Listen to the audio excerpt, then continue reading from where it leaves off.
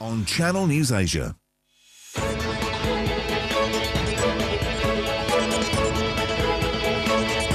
Welcome back. It's time for Views on the News, and today we have Matt Driskill, CEO of Wildcat Productions, here with us. Thanks for joining us, Matt. Always good to have you on the show.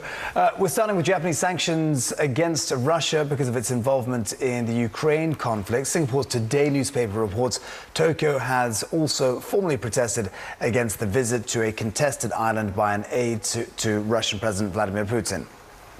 Meantime, the Voice of Russia says the sanctions will not affect a planned visit to Japan by the Russian president at the end of the year. And the Japan Times reports the measures, which include financial restrictions as well as a freeze on exporting military-related technology, are in line with the actions of other members of the group of 7 industrialized countries. So, Matt, I've got to ask you, what do you think this is more about? Is it more about Ukraine or is it more about the disputed territories?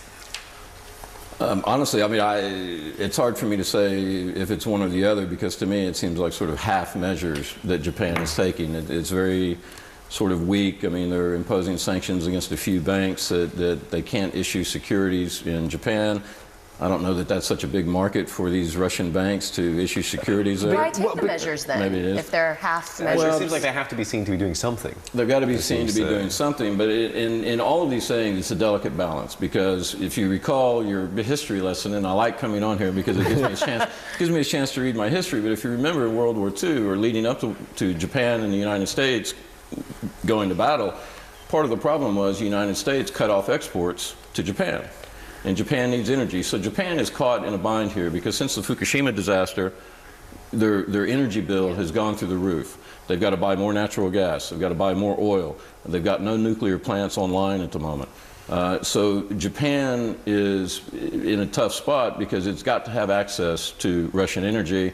It's a lot cheaper to transport from Russia than it is from South America or the United States. You're focusing on, Japan being in line with the G7 nations, but it seems very coincidental that it's happening around the same time that an aide to Prime Minister Vladimir Putin is also visiting disputed territories, no?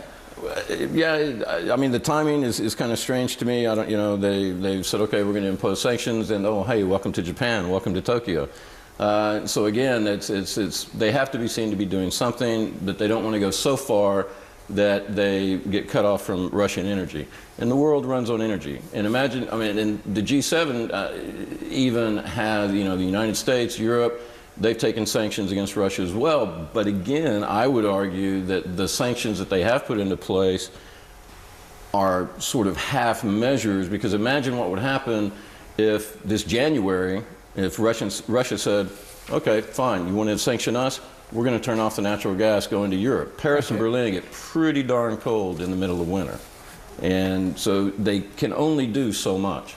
Well, now there's been the rumors that it will really anger President Putin and affect his visit to Japan. Do you see that happening? Well, again, there's sort of half measures. If you really want to sanction Russia, you wouldn't do something like this. If you really want to hurt the Russians, what you would do is cut off access to something like the SWIFT financial transfer network that you and I and everybody else use to transfer money to grandmother in your home country and things like that. That would really hurt Russia. That would be a huge sanction that would cause them lots of problems, would cause the entire Russian nation lots of problems. But that's not going to happen because that's too strong a measure. Again, it's balancing things, because you want to hurt them, but you don't want to create a monster that's going to start a war.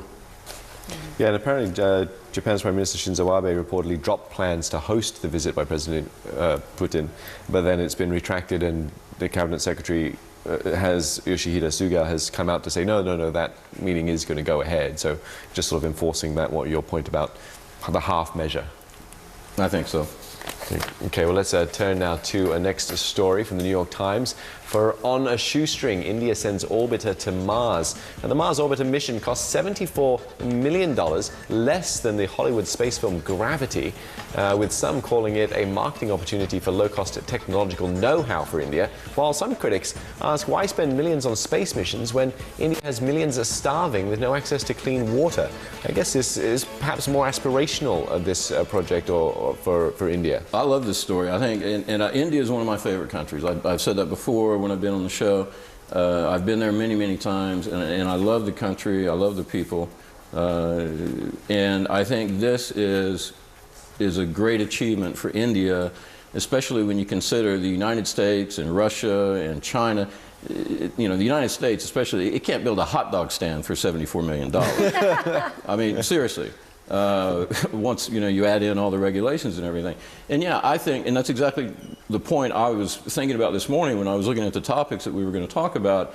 If this program can inspire someone living in a slum in Mumbai or Kolkata or Chennai or something like that, can inspire them to get educated, to rise up, to become an engineer, to become an astronaut. I did a little research this morning, and if you'll remember, tragically, she was killed in the Columbia space shuttle crash in 2003. But Kalpana Chawla, born in Karmal, India, in 1961, became the first Indian-born astronaut. And again, tragically, she was killed in the Columbia disaster. But imagine the inspiration that this kind of program could provide. I think it's $74 million well spent. Well, they did make a point of making sure that school kids got to school early so that they could watch. It's a great teaching experience, and again, it's an aspiration.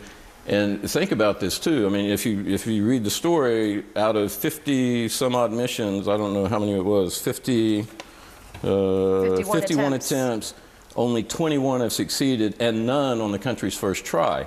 India did it on the first time.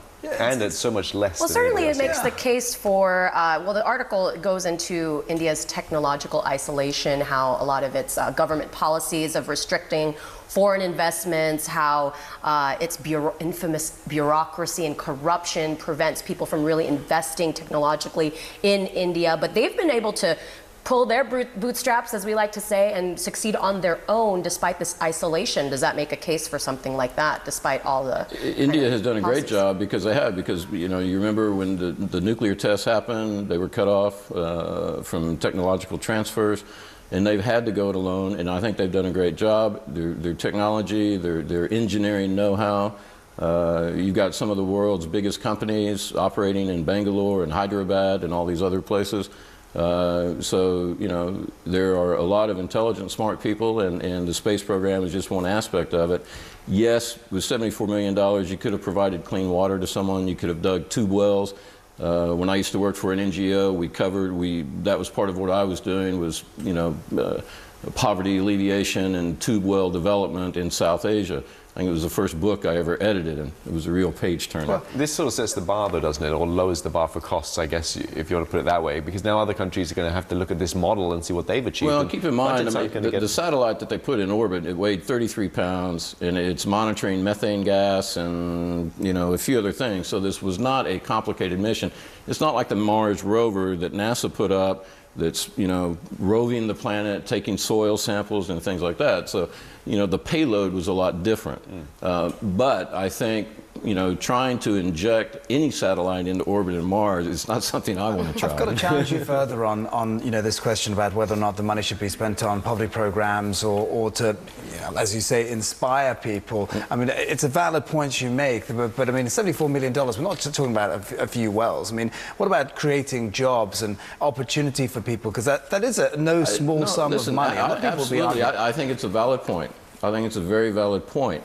I would point out, however, that, and again, I'll pick on the United States because I can, but, the United States, how many people do you think in Appalachia, in Oklahoma, in the poorer parts of the United States, don't they deserve clean access to clean water?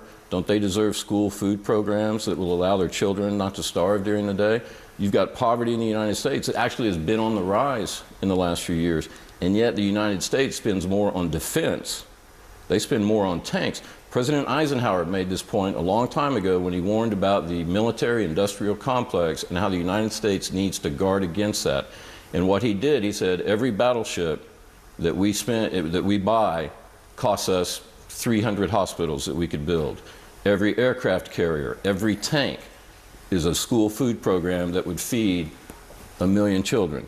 So Yeah, India could do it, but so could the same So could a argument. The number same of argument can countries. be made for the United States. And the same argument can be made for any China. country. Yeah, any country. Okay. Well, And I have to cut you off there. Let's move on to our next story. Finally, this one from Daily Life, role-playing with stolen baby photographs, about a disturbing new trend on Instagram. This is how it works. A person steals an image of a child that's been posted online and makes it the subject of a role-playing game by assigning it a hashtag. Now, the person claims the child as their own, gives it a fake name and backstory, and other users get in the game and comment on the photo. There are even virtual adoption agencies that troll the net for photos of babies based on requests from users.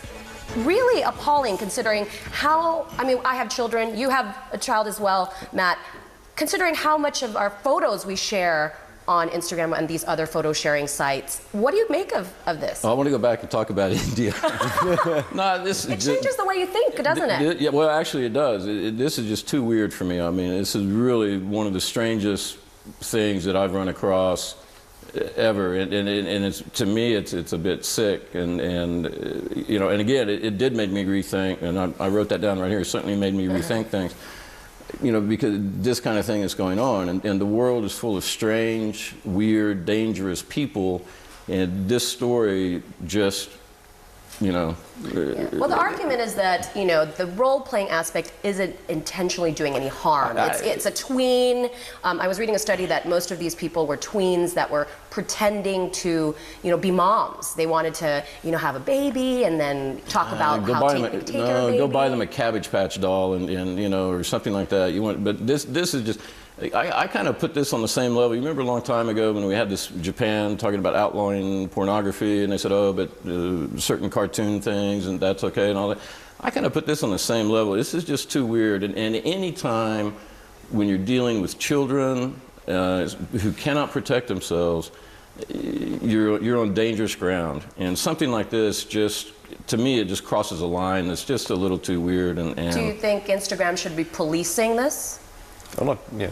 Do you think, what's the responsibility of these social media sites? Because they are aware of it. I was reading an article about how, you know, one parent tried to approach Instagram about it, and Instagram just said, well, you know, didn't really know how to address it, actually. Well, you know, it's hard for me to say whether they should crack down on it or not, because online companies, you know, should Facebook police everything that people post? It's very hard to do. You know, I don't know. Should they do that? I just think this crosses a line that makes me really uncomfortable. Yeah. Well, and who knows about predators? You know, this is maybe some harmless role playing, but predators can take it a step level and track the photos of where these children are. It's a short step from role playing to real life. Yeah. It's a very short step.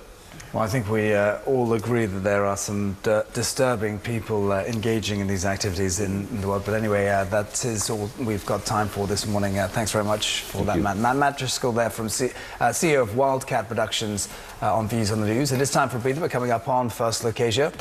Wall Street rallies in a broad advance. More on that after the break.